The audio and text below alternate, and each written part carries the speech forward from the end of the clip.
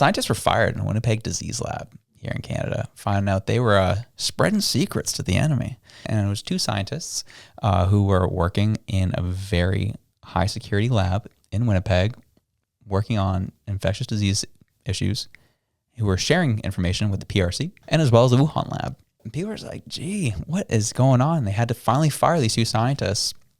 And now people are pointing fingers at the Liberal Party. They're like, how'd you let this happen? The Liberal Party are like, well, in 2019, we didn't really know what was going on. We found it in 2023 that we probably should get rid of them. But it wasn't our fault, it just happened. Pierre Poilievre is in the press with a big stack of papers being like, what are these guys doing? These guys suck. So lots of finger pointing happening, and people have been like, no one wants to take responsibility, as per usual. And that's where we're at, is now compromised information has been going over to the Communist Party of China. And especially in light of what happened in 2020, this is where we're at. Yeah. See, the problem is that I don't think the wars of the future are going to be fought with trenches and with weapons. I think we're going to be fought with economic attacks and biological attacks, where it's, just, oops, this disease just entered the population. Mm-hmm. So, and what's funny with this specific story is that we knew that China was interfering with our elections, that they had secret police doing things. And so that there's plants everywhere. And so the fact that the Liberal government was like, well, I don't know. I don't know anything about this. It's like, on one hand, you can be like, yes, you may not have known that they were leaking secrets, but as soon as you found out, you fire them, you deport them, you get them out of the country, get rid of them. Mm-hmm. Or throw them in jail. Should be. Yeah. They should be in jail. Yeah. But the fact that everybody's just like, I don't know, maybe we'll fire them. And it's like, what is the point of CSIS? Yeah. What are you doing out here? Yeah. But yeah. Well, this is where I want to come back and really remind the listeners of, we're going back in history, and I really want you to do your best right now to ignore political stripes. All right?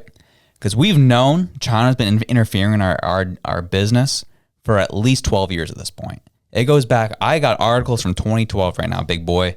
Who was in power in 2012? Stephen Harper was in power. The Conservative Party was in power.